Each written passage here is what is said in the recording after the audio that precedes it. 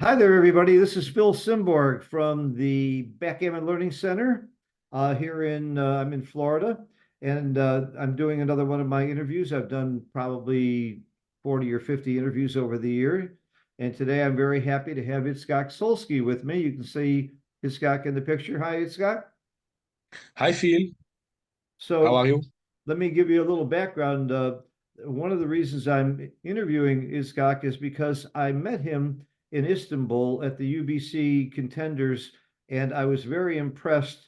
I never heard of him, didn't know who he was, and here he is playing Mochi and Michi and all of the top players in the world. And I thought that took guts until I saw that he really was a very fine player and was entitled to be there. And he showed himself to do very well, and I found him very interesting because he is an Israeli, and I happen to be Jewish, and I'm interested in what's going on in Israel and the Israeli people. And as the Backgammon Learning Center, I already have two teachers in Israel, David Presser and Ido Levi.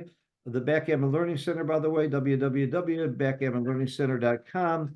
And we've got a lot of really fine teachers in the group, and there's a reason I'm mentioning this. When I say really fine teachers, Mochi, John O'Hagan, Steve Sachs, Trencher, Storer, Wells. I mean, it goes on and on.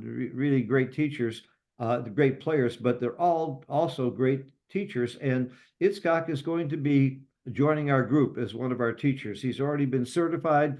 He's proven to me and to my partner Perry that he knows how to teach well. That's a very important thing that many really fine teachers don't have. But he has an advantage because you've been a teacher for a long time, not backgammon. But what have you been teaching, Itzhak? Yes, I've been teaching the piano professionally for already 28 years. So you're a professional player and teacher yourself in piano. And I know you're also a chess player. Is that right? Yeah, that's right. Did you ever teach chess as well, or is that Actually, I did. I used to have a student back in Monaco many years ago. uh-huh? And I said you were from Israel. You live in Belgium for some reason. That is correct, yes. How did that happen? Many years ago, I was actually living in France, and I thought about having a great concert career. And because Belgium was the hub of Europe, I said, okay, let's move there and let's have a piano concert series, like solo concerts and chamber music. And I used to invite many interesting artists from different countries. And that series was running for 4 different seasons. You can find a lot of it on YouTube. It's called Isaac Solsky and Friends. And well, that was an attempt. Okay, so you're a man of many hats. You have another business as well. It's Solsky Translations. Is that it? Tell me about that a That's little bit. correct. Yes. What does that do? Well, piano career is sometimes not the most stable things in the world, so it's always good to have a side hustle. So for many years, I was translating for a living on the side. And then I got this idea of starting a company. And because we specialize in legal translations, among our clients, you find four of the top 10 law firms in Israel, among other things. So you're And we translating, translate into 32 different languages. obviously you know more than just Hebrew and English. What other languages can you speak? Can you teach backgammon in? Well, I could teach backgammon in Italian, in French, and in Spanish, other than Hebrew and English. Well, that's fantastic because we have a demand in those languages, and I really don't have good teachers lined up already that are qualified to teach in those languages. So I'm very excited. I think you're going to be a very, very busy man. Uh, and I think that I'm seeing a tremendous growth in backgammon in the United States and elsewhere, and more people who want to learn the game. And that's why we keep adding teachers. I think we're up to about 28 teachers right now. It started out with me Wow. and Perry about 12 years ago, 12 or 14 years ago, and we quickly added a couple of teachers, John O'Hagan and Stick, and that it just keeps growing because the demand is there. And I will say just a little bit of a background on our approach. We've developed a specific approach to teaching, largely based on Paul McGrill's teaching. But basically, like anything else, you have to know the basics of the game, but then we break it down and we have terrific material. And Itzhak has all that material. It's all available to him. We have PowerPoints, we have methods, but the main thing we teach is to teach students how to teach themselves, how to improve on their own, how to look at a problem and figure out the answer and the logic to the problem. Uh, Before we get into backgammon a little bit more, tell me, how did you get into backgammon and how long have you been playing? And give me a little history about that. Well, I knew the rules without the doubling cubes and without any strategy already since 1986. And I thought it was just a casual game, you try to block the opponent, to hit the opponent.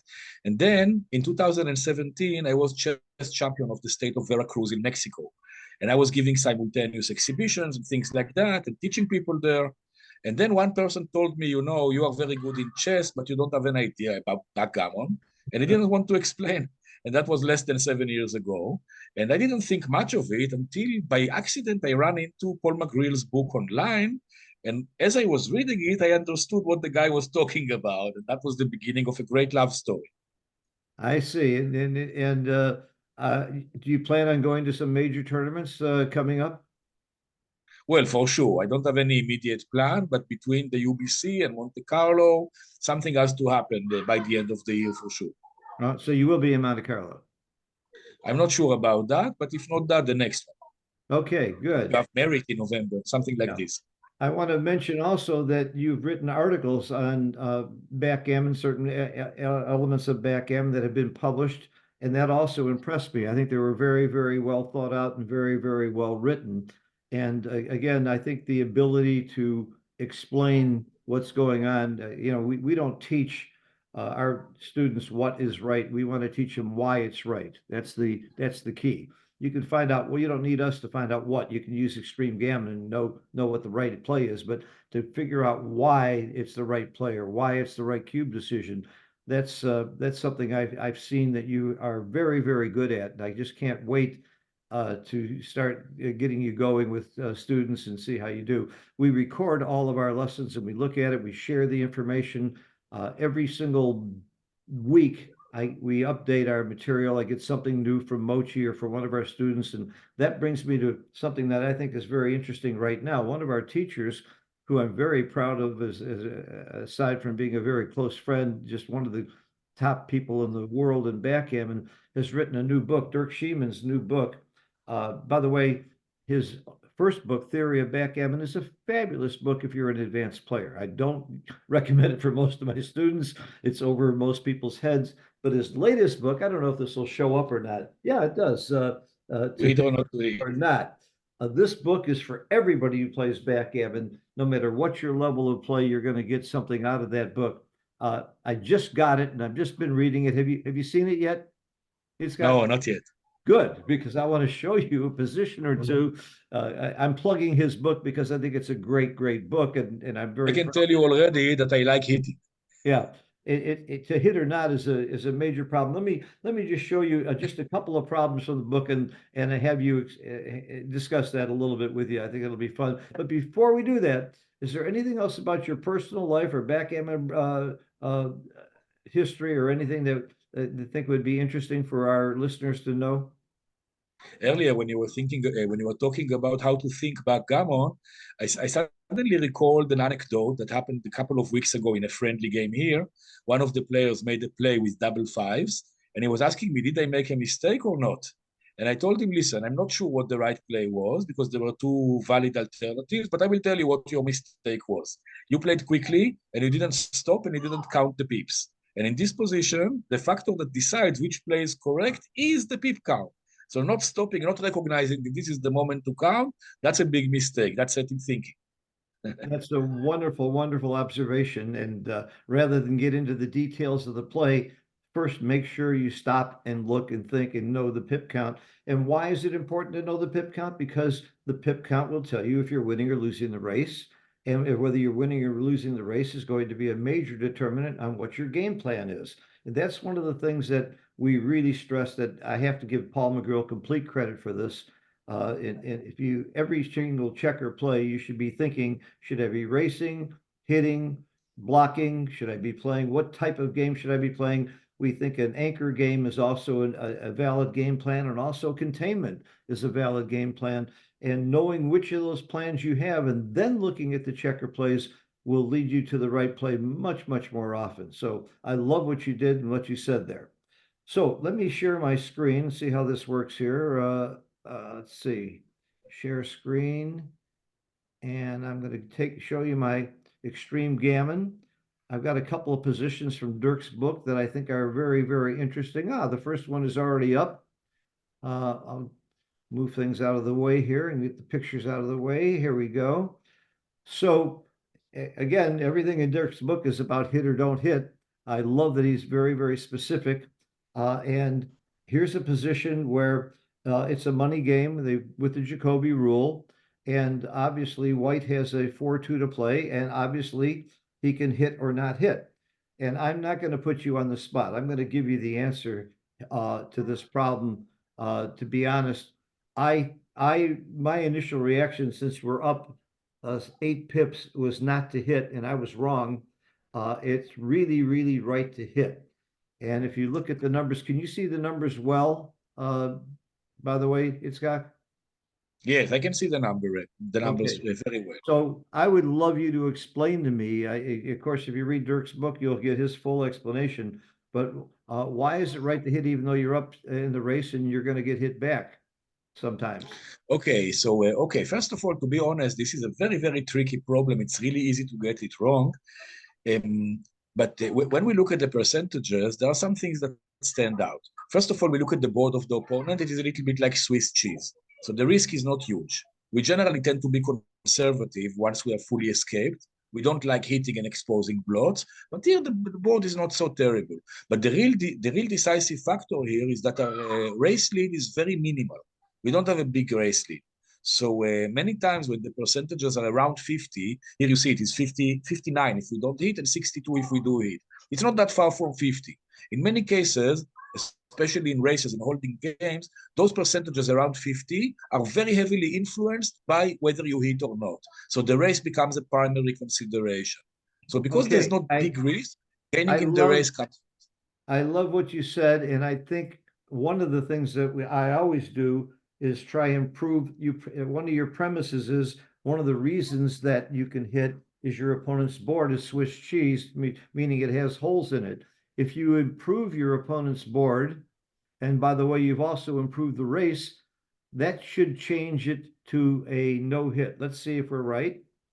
But big time no hit. In fact, you got to really scroll down. Hitting is not even in the list. Yeah, it's not even on in my top 10 because you've helped the race and you've improved the opponent's board. So you nailed the two major factors: the how big a race and how strong your opponent's board is. Now, if you make the race not as good and you still increase your opponent's board, let's see.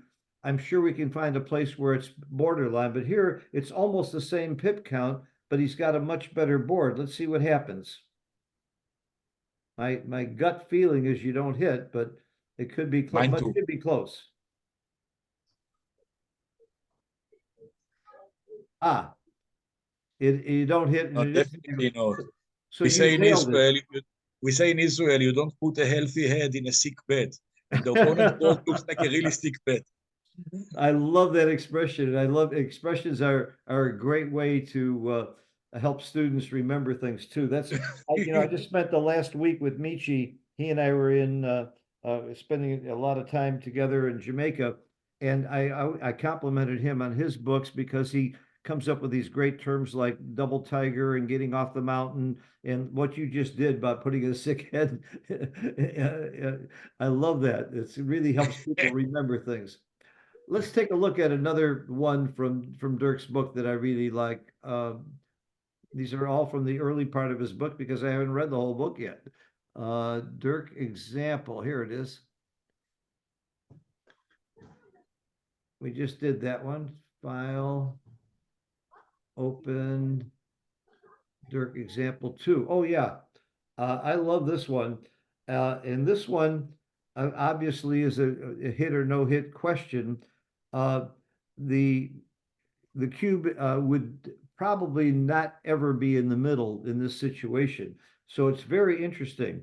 If the cube is on one side, you do hit, and on the other side, you don't. So which side do you think you would hit on? If the cube is on your side or his side? I'm going to put you on the spot here. Wow. Okay, that's interesting question. Let me think for a moment. If it's on my side or if it's on his side, in which case I'm going to be hitting. Wow.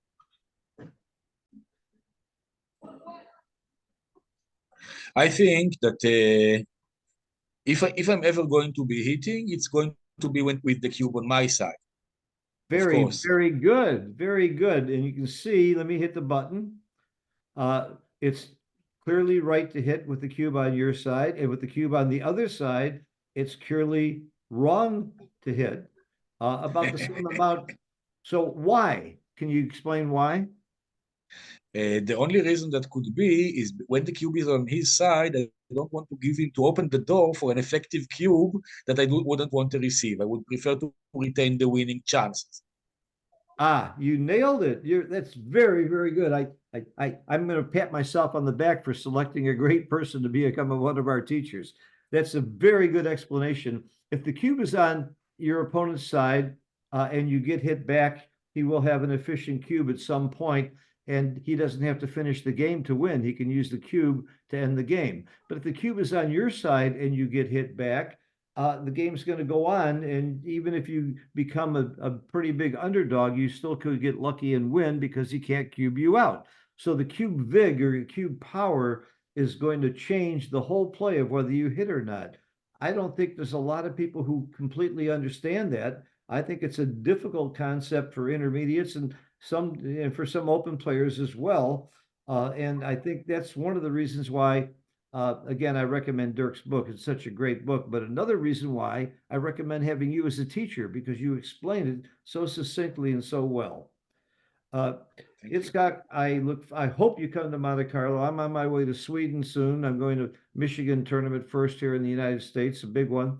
Then I'm going to Sweden, and then I'm going to try and I'm going to make it to Monte Carlo as a commentator. But I hope you make it. It's a great tournament. So I'll put in a plug for that. If there's any way to make that tournament, you should. I can't wait to work with you more. From what I've read in your articles, I think you're going to be a great contributor to help our lessons and improve our lessons as well. And I really look forward to working with you. Thank you very much, Phil. It's such a pleasure to talk with you. Okay, let me stop the recording.